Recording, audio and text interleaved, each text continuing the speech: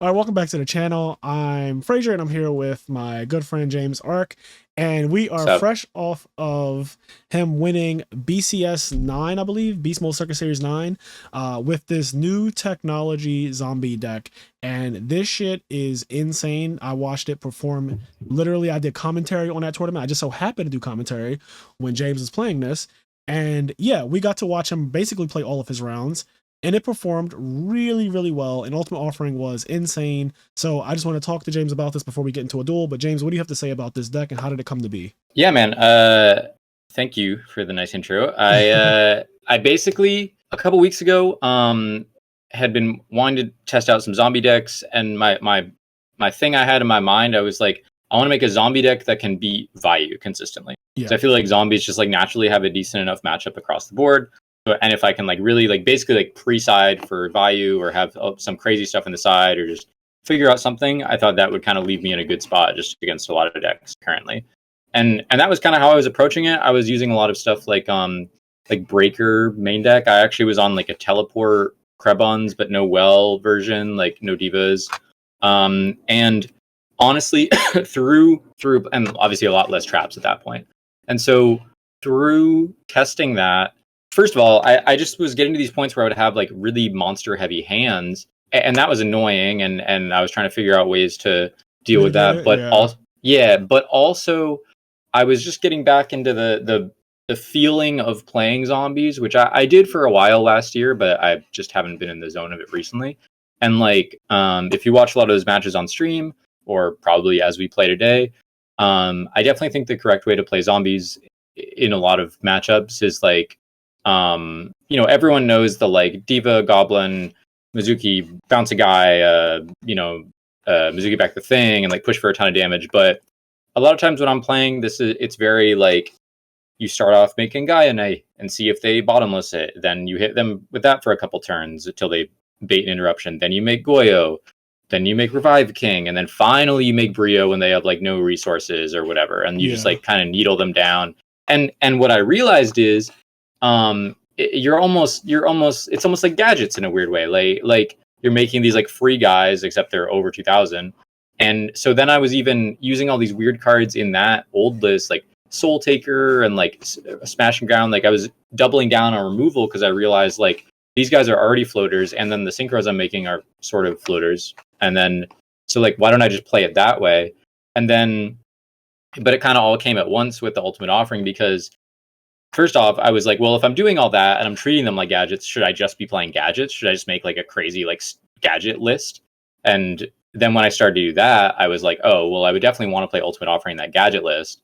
And then I was like, well, hold up. maybe there's still some life here. And so just in testing it, and then what I realized is really just like the thing about doing it with gadgets, and I'm sure there is room for like some like Diva gadget Ultimate Offering stuff with Caius too. But the thing is, when you draw multiple gadgets, that they don't do anything, like they're just redundant.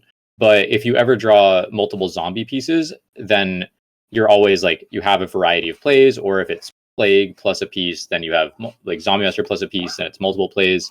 And they're comparably sized engines, it's like 6 or 7 zombies, 6 to 9 gadgets or whatever. So yeah. And then like Legacy was something I was trying out, and I like it because it's a little hard for me to define why I like it. But well, first of all, you're playing 17 traps, so yeah, by default, like it's really hard to tell what your back rows are going to be in any given game where you're playing that many. And people are known to snipe a random back row when they see like 3 of them and they have to make a play. And a lot of yours are just going to be chainable and kind of annoying once they're chained. So I like that. I like that. And also I realized once if they know that I'm on Ultimate Offering, they might try to do stuff like Caius target my back row. If they're really worried about that, and then I just super punish them. And also this never came up for me. I doubt it will come today, but like you can Legacy, and even if you draw a monster on their turn, you can maybe summon it with the Offering, so it's not like completely dead. That is true. That could happen. Yep. And the last thing is that you might catch a Dark Dust Spirit on a Monarch player side of the field, since most of us do play Dark Dust Spirit in our decks, and some of us even play 2 of it. So if that ever comes up, that's probably just GG right there. Yep. Yeah, and so then, I mean, offering itself kind of goes without saying. You can watch the stream, but a lot of really crazy stuff you can do. It's kind of build a combo every time, but a lot of them, if you're ever trading Goblin, then you go into Illblood, and you summon it with this. And what I even end up doing is keeping the Illblood on the field a lot of times, and just like Yeah, getting back free Illblood guys put every time. in work. I was Yeah, watching I drew it a Illblood. lot too. Well, that's the dueling book thing. You only play one of it, so Yeah, you're it's gonna draw it a crazy. lot. But what's cool about it is that Ultimate Offering gives its effect immediately. Mhm. So that is Yep. insane. For 500 life points, it's really. I've seen you pay down. You were at 800 and you paid down to 300, and Ultimate Offering actually like saved the game for you when you were going to lose that turn, and it extended the game so long that I was like, yo, this card's actually just insanely good outside of gadgets. I always knew it was broken in gadgets, but that's the most obvious thing anyway. But like seeing it in zombies is cracked. Yeah, it's a really nice card, and I've been testing it for the past couple weeks, like with my team and stuff. And at first they were like, "What is this meme shit?" And then I was like, "No, man, I think it's actually good, guys." And then I would beat some of them with it, and then I think they became believers. And now I don't know. I think it's pretty good. I was on one for a little while, and then I think it might have actually even been Stango. I played some matches with him, and I killed him with it one time, and he's like, "Bro, I think that's the best card in your deck." And I was like, "You know what? You're right. Why am I not playing two?" Stego was telling me that he was like, so he only had one copy when we played, and it was ridiculous. And he was well, like, I was going back and forth. He's like, you need to be playing two of this shit. I was like, okay. Yeah. All right. Well, so, and then the one other thing I want to speak on, and then I promise we're done. Well, I guess maybe two things. Like one, are a lot of weird tricks. Like I noticed you said on the stream, like, did I chain block with the Ultimate Offering? Yeah, you can do that. Like you can, if you only have one monster in hand, you can pay twice. You can pay an infinite number of times, basically, as long as it's face up already. Like it's the same thing as like oppression. In the same chain. Yes, if it's already face up. Yeah. And then like, so if you go like pay once, like you say you just have Zombie Master in hand. If you go pay once, they have no response, chain another Ultimate Offering, pay again, and you summon the Zombie Master as Chain Link 2, there's nothing happens Chain Link 1 because you have no more monsters. I think you're supposed to reveal the hand if that happens. Yeah, that makes sense. That makes a lot of sense, actually. But they can't torrential, they can't bottomless. Yeah, exactly. So that definitely comes up. They also weirdly, I didn't know this actually until this morning, but if you Ultimate Offering for a Caius, they can't solemn it. They can't solemn a summon off offering, even if it's Chain Link 1. Yeah, very odd, but I looked it up. And the one last thing, and I promise last thing, then we'll play, is so probably we're looking at the spell lineup, right? Where's the damn Heavy Storm? Where is it? Where's Heavy? Where is it? I forgot it at home. No, I basically realized that, kind of like I was saying with Legacy, like my ideal game states are like setting a pure material, setting 2 or 3, or setting a tomato, Goblin Zombie, whatever, setting one of these guys, and then like usually when I set 2 or 3, they want to set 2 themselves, and like they're worried that I'm going to OTK them. So we play this like long drawn out game where like I'm setting multiple floaters, they're setting stuff. And the good thing about that is I have way more burst than like almost any other deck in the format with Ultimate Offering, Return, and Call. Like if you're ever resolving like Goblin and a Tuner and you have one of those cards set, then you can just generate like either you just kill them or you just generate so much advantage. And so what I realized is like that is actually way more efficient than like storming their back row and hoping it gets there, because these like enable the plays as well. Yeah, you also can play through back row very well with zombies. I think that this is one of the decks that does really well into actual back row. Mm-hmm. Except oppression. Definitely except oppression. Yeah, I mean that's why I have the MST basically. That is the card, right? Like oppression is the guy. But other than oppression, yes. Yeah. So that was basically the logic there. I don't know. Maybe it's not correct, but it works out pretty well for me, and honestly kind of smooth sailing since I cut the oppression. Since I cut the strong. All right. Well, let's get into it. Let's see what happens. Yeah. And this was the one I played last night.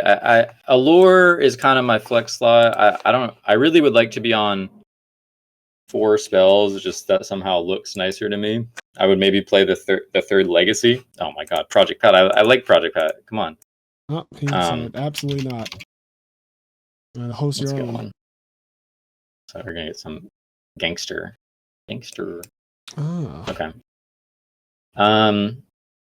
Yeah, I mean, we're about to see. Maybe we'll get just like super blown out, but nah, I don't think so. I don't think. I was so. also I was playing kind of nice last night, by the way, Yeah, or you the were other night. actually playing on fire. I was like, I don't know what's going on tonight, but he is doing everything. I did one play in one of the earlier rounds where I like he had trooper on the field and a couple back row, and I like flip tomato, flip goblin zombie, attack with the tomato, he lets it die. I figure he has deep prison set, so I just don't attack with a goblin zombie. Yeah. And it just like totally faked him. I was like, nice. So here, I mean, open dust shoot, amazing. We're obviously just gonna dust shoot him. It depends how much we want to protect the Sangan, but I'd rather just get the bottomless down first. Yeah, and always catch like it. I always like to put bombs down first. And the thing, because the thing is, even if he like summons a little guy that we can't bottomless and runs over the Sangan, it's just Sangan. Yeah, and you get to see his hand before he does anything. Yeah, so. we can probably take away whatever threat would have. Oh, okay, all right, we're just done. Oh, okay. Well, Yeah. look at that. You're still undefeated. See, it's just a great deck, The and deck he is knows broken. it. So. I mean, it is one of the best decks in the format. Zombies is S tier. So there you go. We're gonna hit him with deciding nothing. Yes. I'm not playing any guessing games of what this guy might be on. Yeah. What that means. Anyone who thinks they can do that is trolling. I mean, sometimes you still side stuff going first or second for sure, but like only if I want summon substitute and my opponent's quit, I would side in Dust Tornado still. That's like I feel like frogs have to exactly. always side in back if you've revealed stuff for sure. Yes, and specifically okay. frogs Speaking of like frog, crazy. And I thought it might be this, to be honest. So this is gonna be pretty hard. I mean, like game one against frogs is kind of difficult for Which is sure. what this is. This is game one, basically. Yeah, exactly. Without siding. But this might be a good little lesson for you, because like, so we're setting we're setting a back row. We draw the blood, of course. He set a back row turn one. That is right. Very confusing, right? So we're probably just gonna like swing with the tomato, not set the prison. I don't necessarily think that's MST, but in the off chance that he, for some strange reason, set MST turn one, that shit will be there for the rest of the game. There's a world in which I could hold tomato and try to crash a bunch for the dark armed, but I have the Gale to answer a monarch already, and I'd rather just like push a little more damage. I don't think eating the 1,000 from swap and just like okay, so okay, that makes a little more sense, and also that is bad. Yes. So sometimes that I've been thinking, like when they do this, if it's ever correct to just leave them with the goats, but the thing is, if they ever sub, then they can just swap. But I don't think leaving them. I don't think it matters actually, because if you attack one, right, he has Treeborn Frog, and Substitute is ideally going to be his next normal summon. Mm-hmm. So. Yeah, and we just have to not draw a reactive trap. It's possible to not set the prison there. I think that's a decent option. Yeah. In case I need a black rose, but if this happens, this is where my little crash play might be kind of nice, eh? Yeah. Except I would take a shitload of damage if I do that. So I'm taking 24, and if I were to crash thrice, then that would be a lot. That is a lot, especially against a deck that plays triple econ and brain control. I'm more than likely just gonna deprison it because I don't want him to main 2 swap stuff. And I know I have the Gale, but I think I can wait on the Gale. I'm just spooked of him main 2 swapping it back. Yeah. That's really the only reason I would do that. There's a world in which I just pass here. Now that I know he has the goats, but do I want to do that? I mean, he knows I'm redrawing the tomato. If I set, he probably knows it's tomato. Yeah, he definitely, there's going to be no secret about that. I say now is fine to kill a goat because, again, I'm thinking of Substitute, which he does not have. And I don't want, like, by the time he draws Substitute, I would like there to be less pluses on the field if I can help it. Like, putting the tomato in attack mode doesn't really do anything bad for you. Yeah, like, really just to be Caius is it. Yeah, he's going to Caius it regardless, right? Unless you're going to pass with an open field. That's what I'm considering. I mean, he just hits me for 1,000 with the swap.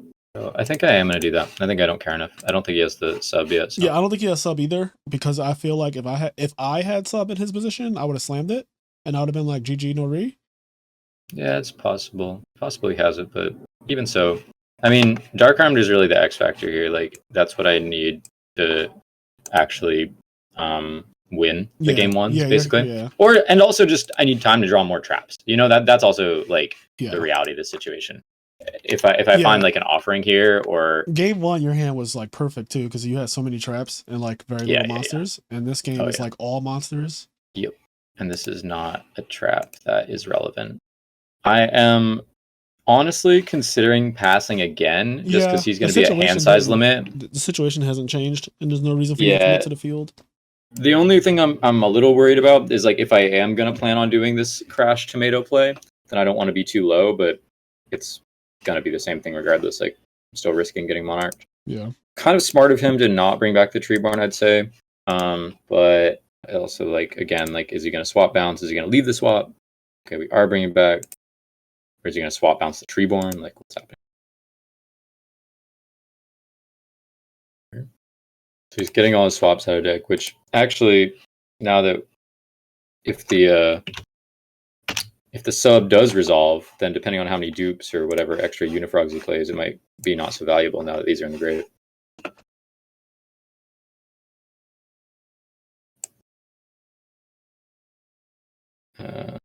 Return. These are some weird cards to draw. Return is a useful card later on. As of right now, the card is not useful. I'm probably just tomatoing attacking the treeborn. I guess if I'm attacking. Yes.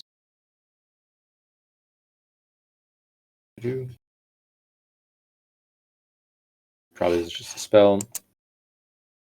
Soul exchange, something like that.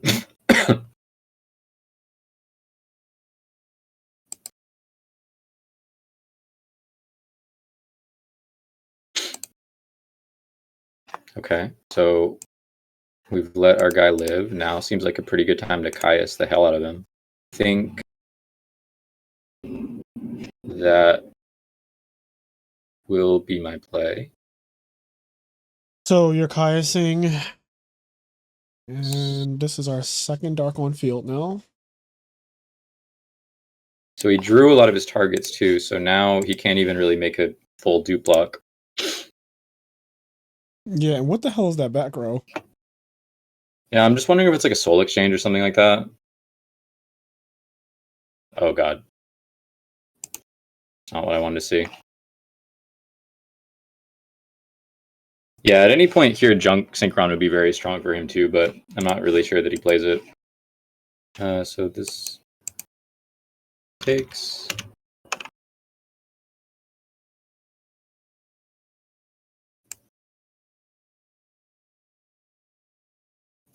So how are you feeling? I mean, this game for me. Sorry, you were just quiet. I was like, I'll make sure this is gonna be tough. When Yu-Gi-Oh gets like this, right? I just feel like the Monarch deck is kind of soloing, and there's not really. Well, that wasn't. Ooh, now we're.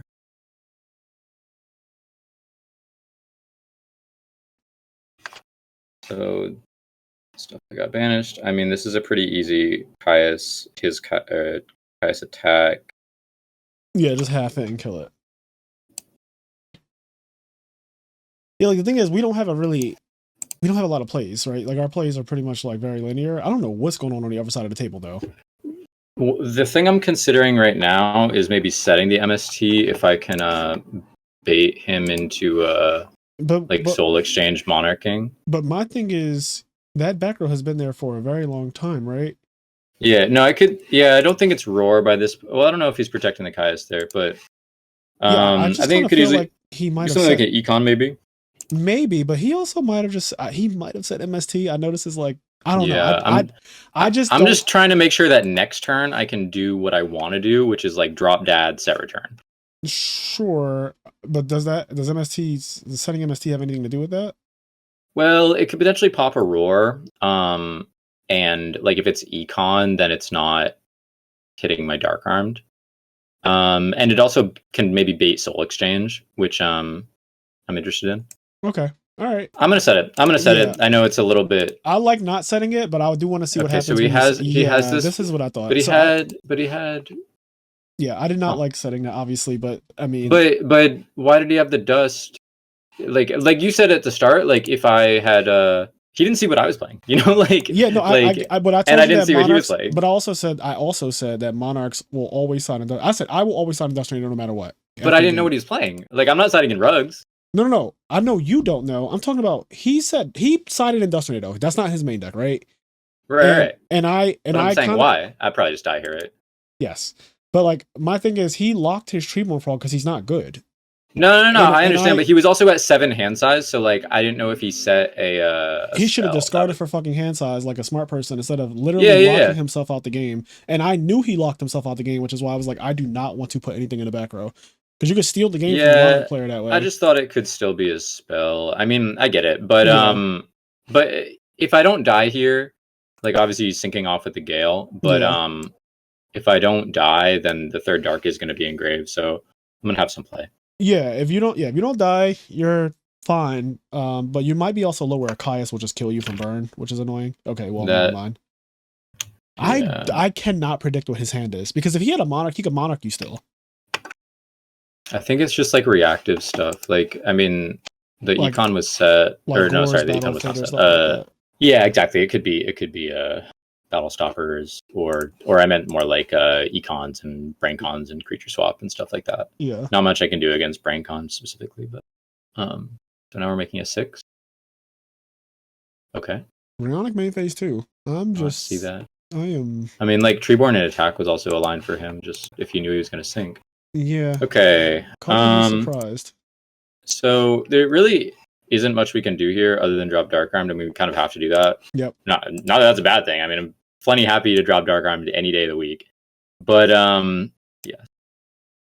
Dark Armed the only other thing I'm considering is like I'm probably gonna set my Goblin Zombie. Yeah, I guess never mind. I was thinking about popping it, but I can't do that here. Yeah, you're not. No, you don't have the luxury of. Like, luckily, he doesn't have any darks engraved either. You would lose to like a Ryza. I'm considering whether I have to swing into. Yeah, so I want to banish everything for. Return. Yeah, and I think I'm going to be too low to use the tomato anyway, so I'll just banish the tuner and the Caius.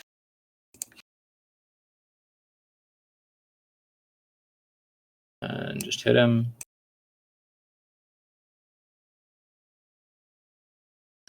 Okay, his Gores. Yeah, we could pop that now. We'll pop the token anyway. Pop the token, yeah. I mean, I could Caius the Gores, but I don't think that makes a lot of sense. Yeah, because you're. And okay. I mean. Oh, I get what he's. Okay, yeah. I mean, yeah, no, that is yeah, that's how that works. But so now he can. Yeah, that's not great. So he can crash the token and like swing with the Gores. Doesn't he just kill us with Swap Frog? Huh? Doesn't he just kill us with Swap Frog? No. Oh, he's out of him. Okay. No, he has Swap Frog, but no, he doesn't. He's synchro. Yeah, but, he's out of. I can also block with return. It just depends whether he. I mean, if he has the control spell here. This is. So do I have to do this just as protection? I mean, he definitely just like kills me otherwise, but I feel like you're dead anyway, so you might as well activate because like you being at 650, being at 650, and you being at 13, you being at 650 with 5 monsters on the field, and you being at 1300 with 2 monsters on the field. I think one of them is easier to kill you than. Yeah, Caius is always killing me anyway, so this is fine. Everything. It's really annoying. Did he draw the MST? That's a good question. Yeah, I didn't expect the crow. I mean, obviously I could. Okay. Yeah. Well, yeah, this game was just Like, yeah. I mean, you gave yourself the best chance to win, with the Dark Arm and stuff. But like, I think the only problem is obviously and now we know this, but he will set a Dust Tornado without seeing a back row. And yeah. I just wasn't expecting the Dust Tornado because like he wouldn't know I'm siding in rugs. Like he wouldn't know what I'm doing at all. Because he didn't know what deck I was playing. He didn't know what deck you're playing, but yeah. But I just like Crow. Like why is Crow? Like, yeah, like why is Crow in your deck and you saw Trap Dust Shoot and that's it? Maybe he could also. You know what we underestimate sometimes, James? He could also he also just knows who you are, right? Yeah. Oh yeah. So like. Oh yeah. He sided for you, even though he only saw Trap Dust Shoot. But I play a lot of different decks. You just played and won with zombies. Everyone on the forums is talking about you playing and winning with zombies. So he knows. And that is the only logical explanation for him siding in fucking DD Crow and Monarchs when you don't know what your opponent's playing, quote unquote. That's facts. You know, I never know how much I want. See, like it's hard because I want the Deep Prisons to some extent to protect the Dyna. Yeah, I sometimes want the Deep Prison to protect it, but I I I don't think like that all of bottomless. I don't like bottomless in this matchup. I like deep prison over bottomless because you can set it after. Like even if you draw a deep prison, you can actually set it. Whereas if you draw a bottomless after an established Vanity's Fiend or an established Caius or whatever, you're well, fucking looking at a let me bottomless. tell you one thing: is that you and your boy side in Vanity's Fiend in every. Is there a matchup you don't side in Vanity's Fiend? Let me ask you. Let me put it to you There is that way. not. There is not. Let me put it to you that way. Vanity's Fiend is coming in at all times, So and at I've all noticed that times. with you guys, and I also will tell you that that is not the case for the majority of Okay. the player base. All right. So people aren't just blind siding in vanities against the 17 trap deck. I'll tell you that Yeah. much. Yeah. But okay. Well, luckily we're gonna make him scoop again. So it's like a little like if we draw a tuner turn 2, then we could just like do some crazy shit with ultimate offering. But it's probably better just to wait, just to like I don't know, bait out the dust tornado or something. There's a high chance that you're about to brick this guy's hand too. I know what it feels like to get trap dust shooted Yes. when you're playing Monarchs. And if he does like a little soul exchange play, then I'm just a very good spot. We got it again, buddy. Buddy, we got it again. Yeah. Gangster. Can't scoop this time. We cannot scoop. I mean, he has a decent hand. We're probably just taking the Monarch. Leaves him set dupe, set TT, I guess. I mean... TT? What is happening? I don't mind the TT. I mean, that is a little weird. Yeah. I mean, am I ever... What is happening? Am I ever just taking Fader? Nah, well, we could play him like a fiddle, because if he soul exchanges, right, he's getting no value out of that soul exchange. In fact, he helps and I'm getting the search, but it's just for he still won't have a monster for book, so I'm gonna have to go like a second goblin. I think I am gonna take the Fader. I want him to soul exchange and lose, so I'm down. Yeah, even if he waits, like it doesn't really like. Yeah, that's fine for me. Brain, soul, TT, res. He's scared now. If somebody took my Fader, I'm fucking terrified. Yeah, that I'm just gonna kill him. I don't know. That's a little risky because you could just set dupe here. But even if he just sets dupe, I don't think I'm in a bad spot. Summon dupe. That wasn't in the playbook. Oh, summon dupe attack. That definitely wasn't in the playbook. No way. There's no way. I mean, now he can brain. 950. 50 to your face, buddy. I don't know what planet that play was from. Get that out of here. I wish he drew that. That wasn't it. And now he like can't TT. Like if this was a very odd stuff going on here. I'm surprised. Color me surprised. Also, has he seen that we're playing zombies yet? Gale, Tomato, Caius, Dark Arm. Yeah, good question. Gale, I'm Tomato, probably Caius, just Dark gonna legacy here because it's not like he's gonna take the bait right now. I mean, if I hit this, then he goes search swap, summon swap send. But he still has the dead TT, so maybe the only way for him to.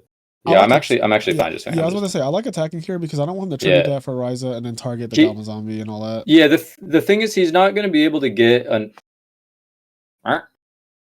Okay. Is that the correct order? It is. It for sure is. I'm annoyed. It's annoying. It's annoying to me. I mean, he can just. It doesn't really matter. Like he can't get this back anyway. Like yeah. He's at torrential, but it's just like of all cards, right? Yeah. And it's only because he decided to attack face down turn 1. Like that should have just been soul exchange. Yeah, even the second. Yeah, that was great. Why did he do that? I don't know. Because like if he thought I was trying to bait him, like wouldn't it be with something like a Sangan or Goblin Zombie? You're not setting anything but that. Like you know, like it. Then again, he doesn't know what you're playing. I keep forgetting that. Yeah, but just in the world that we leave him with the Ryza. I mean, maybe he thinks that this is like a rug now or something, or a Mask of Restrict even that I was going to chain to the soul or brain or whatever. I don't know. Flips the soul. Okay, I mean, just we're in further nonsense land, but okay.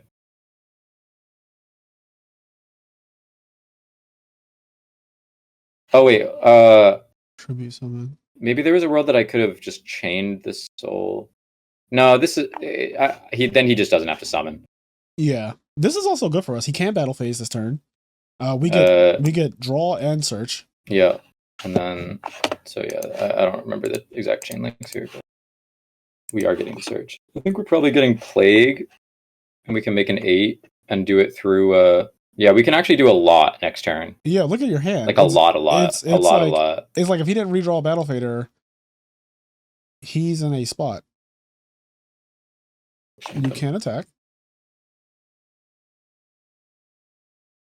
All good. But nice try. All good. All good, brother. So Soul Exchange and Goblin Zombie. So Chain Link 1 is going to be Goblin Zombie. Chain Link 2 is going to be Ryza. Chain Link The only 3, thing is, Chain Link the 3 only thing is because there's like the weird rules about mine is Chain Link 2 because he's turn player. He's turn player. His is mandatory That's as well. So yeah. it's like your opponent's effects. That's the thing that's always weird about it. Right, because graveyard effects normally would be first on chain, but like he's turn player with a mandatory effect. Brain here. Try to make a Stardust. What are these back row? One's TT. Oh, he's chaining. Okay, well, you gotta be a little more clear, buddy. So this is TT, assumedly. It better. I mean, it fucking better be. So we're just gonna set 2 here, and he won't have an opportunity to bring back the Treeborn anyway. He might summon swap, attack our plague, which is fine. Which literally just you also doesn't matter. You can't stop him from doing that, so it doesn't matter. I like setting 2 yeah, here though. Yeah, the only thing I'm thinking is if I go look for Goblin, but I don't want to torrential that. We're fine. We're just probably gonna win next turn. Yeah, that's how I see it. Because even like the thing is like we're gonna do so much that even if he has the fader, we're just gonna have too many bodies on board. Yep, it's all fine. And this might be where we can do some stuff with offering the player on the TT, but more than likely, like we're gonna have to just bait it with the Goblin or whatever, like the Plague Goblin. I'm gonna bounce this back. There's also a world that I could like summon this during his battle phase, so he doesn't. He would have turn drills and stuff. Oh, that's kind of good too. Oh, that's randomly like so perfect. So I'm just trying to think. I want to wait a turn now. Yeah, well, the thing is, if I don't know that I necessarily even need to though, because like it depends what this new set is. But if I go Book of Life, Plague, Summon Tomato, he either TTs or not. Then I'm making. What's your grave? So you have 2 darks. That would be the 3rd dark with Tomato. Then you could drop Dark Arm. He has 1 back row left. But he might wait on the summon TT. of the summon of the monster. But that's probably fine for me if he does. Then I just set road and I still have all this set up. And I'm getting rid of one of the. Yeah, I mean waiting is a thing, but what does that lose to? I don't think it hurts us to wait. We know his back row's torrential, so this is the most blatant like play into his torrential and make him like he won't die. Yeah, there's no way I can take that much damage really. Yeah. So he's going to summon swap. Okay, this is also fine. I mean, it's just taking more damage, so it doesn't.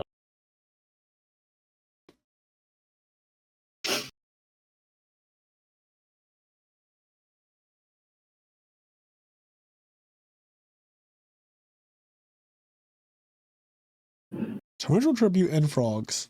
Interesting. Yeah. Getting rid of the dust is good too, though, because if he had like done some weird like preemptive stuff on the return, it could have been annoying. Yes. Or if we're gonna use offering, I don't know. Okay. Oh. Ooh. I think we're about to bait this guy times a billion. You ready? All right. That is the bait. That is the bait of the format. That do be the bait. That do be the bait. Ladies and gentlemen, we got him. That do be the bait. Okay, so I mean, we're going to fuck him, but like, I'm trying to figure out if there's a way I can do it leading Reaper, just to buffer Ragors a little bit. I mean, we know the last card in hand is Brain Swap. So I don't know how worried I really am about all this, but it might take literally like 30 seconds to think about what I'm going to do, even though I'm just going to kill him.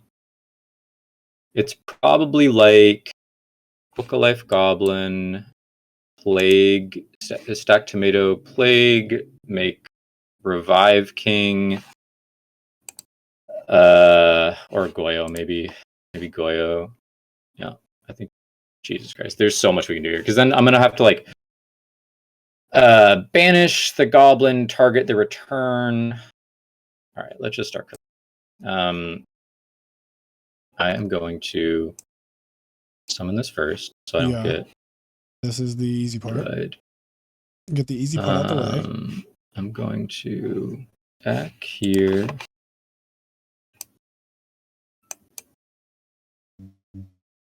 I'm going to life. All right, that went through. The goblin. We're gonna go full nut on him. By the way, we're just gonna because maybe this is the time the viewers can see what the deck does. I mean, I love this. So we're gonna do this. Oh my god, this is just like at a certain point it just gets like kind of complicated for me to do all the stuff. So I have to like think about it in this other way. I mean, I'm probably how many darks?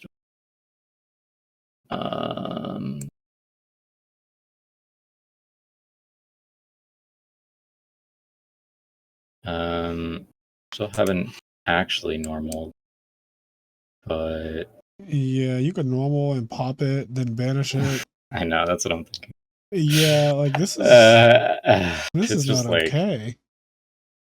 And then I'm gonna get blood eventually, so we're gonna go. I think the only way he wins is if he has Fader, so I'm actually not worried about the gore, so I'm not gonna try to go for the. What am I trying to say? I'm not gonna try to go for the Reaper. I'm just gonna do it like this. Yeah. I could do this a few other ways, but oh yeah, he's just gonna be done. Oh, he didn't let us continue the style. He knew it was gonna take forever. Let's just for the stream, let's do a little combo city right here.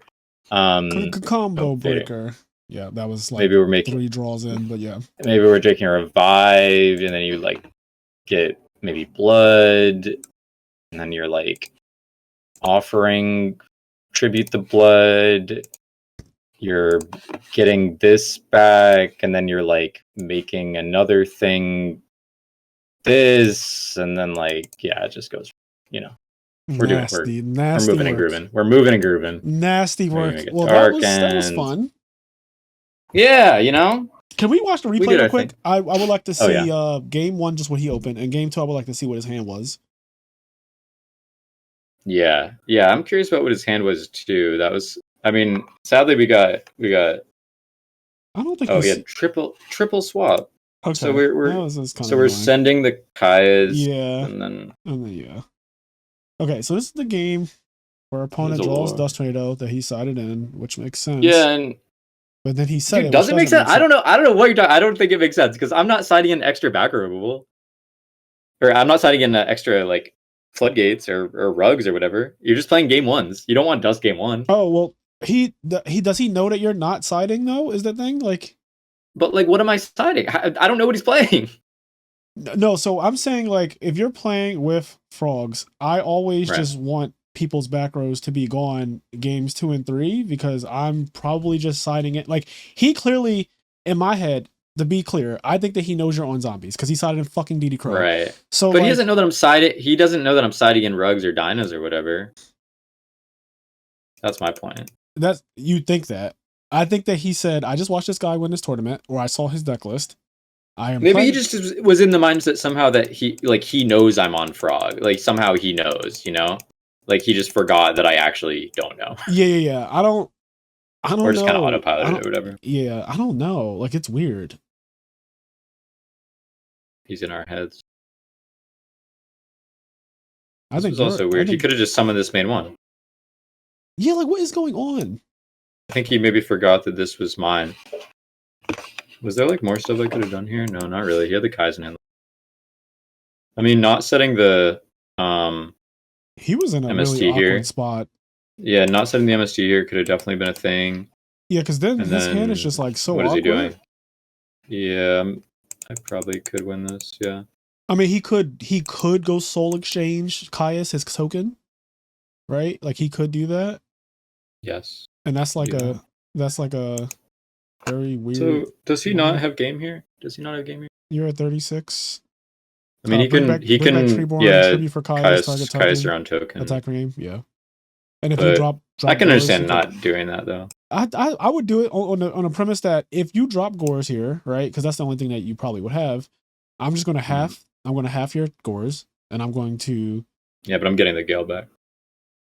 Yeah, you get the Gale back, but he has Gores, so it's like you can't do too much to me next turn. I'm not going to lose the game. The Crow is extra annoying here because without that, I mean, I guess he Soul Exchange breaks my board, but he also drew the MST. Like if he Soul Exchange break my board in this position, I still just return him. But then having the MST as well, so it's like 3-card combination type thing, plus the Crow, 4-card.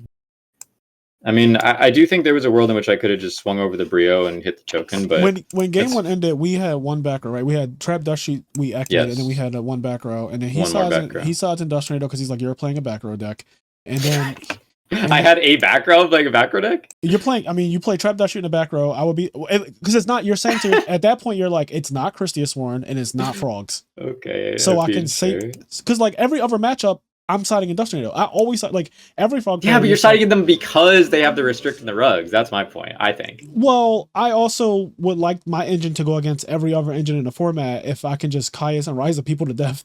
Like, but I don't want to play main deck Industrial because. Obviously, there are matchups like the mirror match and like Christia Sworn where it's not good to have that.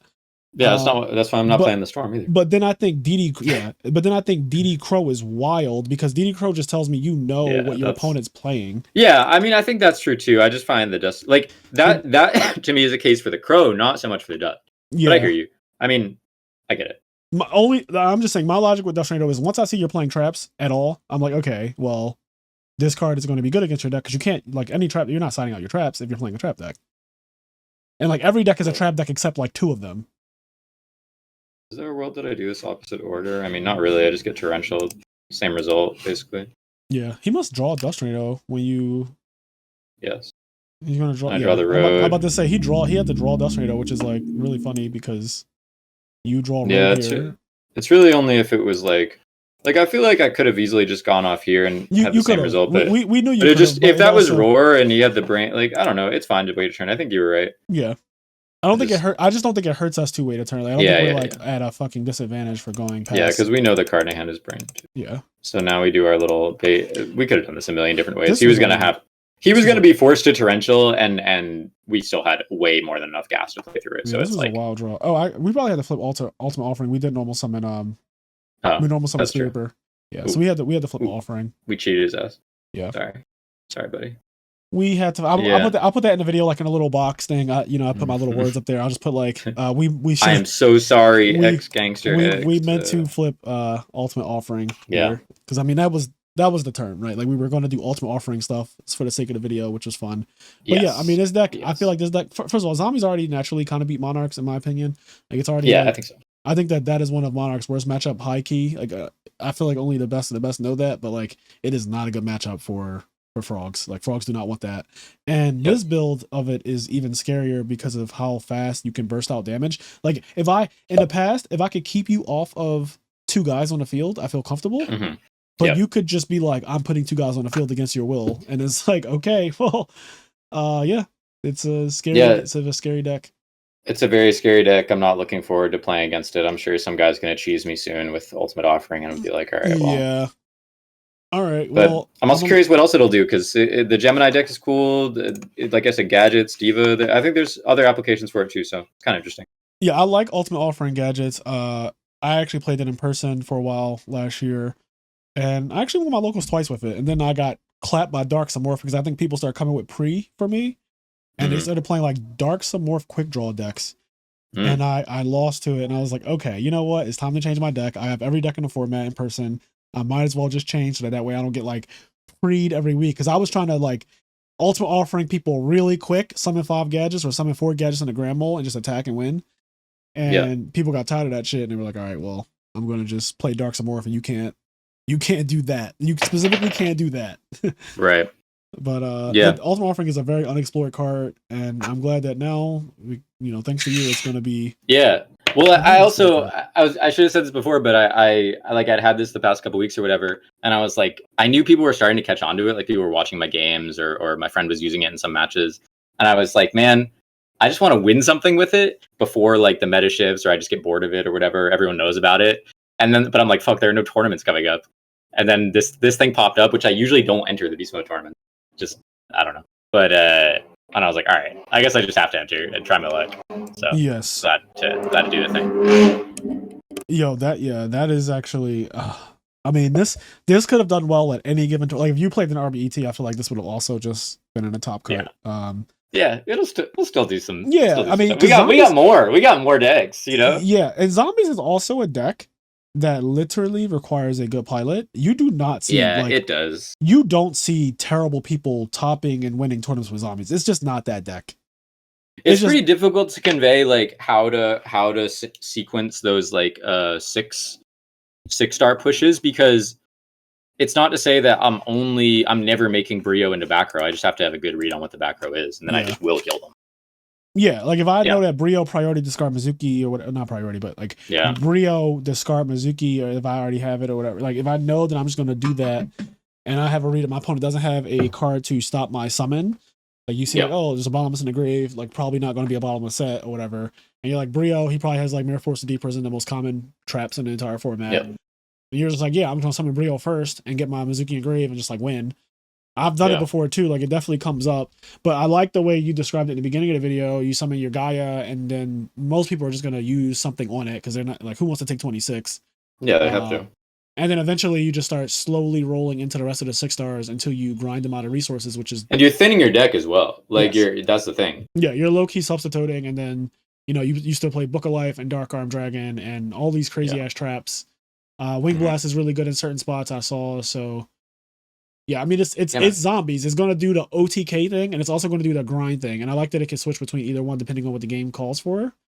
Yeah, and I always love in grindier decks having like one card that's just like a win button that like they always have to be a little on edge about. And yeah, I would be very frantic if you set 2 or 3, but you summoned Sagan and set 3 back row in the tournament in one of the games. Yeah, and I just thought to myself how frantic I would be on the other side of the table if I saw that, because so many things could happen now. You can go Tribute for Caius, Ultimate Offering, summon out Spirit Reaper, stuff like that is fucking terrifying. Like now I just got Caius and Reaper in one turn. Also with this, something that I haven't gotten a chance to do, doesn't come up that often, but like if I summon something and they bottomless it, I could like Ultimate Offering Chain tribute that for a Caius, something like that. Ooh. To dodge it. That's nasty. Yeah, or Wimblat, same. I mean, yeah, a lot of stuff like this. Yeah, that's actually that's cute. Ultimate Offering. See, now I have to like study up on Ultimate Offering. I know. I'm finding new stuff every day, and I've asked Cameron so many different rulings, like because I'm trying to figure out all the different stuff. Yeah, what you just said though is wild. Like I was on commentary, and I was surprised that you could just pay an infinite number of times in a chain link, as long as it's face up. I was like, that is actually just broken. You can at the cost of 500 life points, I can just dodge things for almost free. Like sure. Yeah, very neat. Really good deck.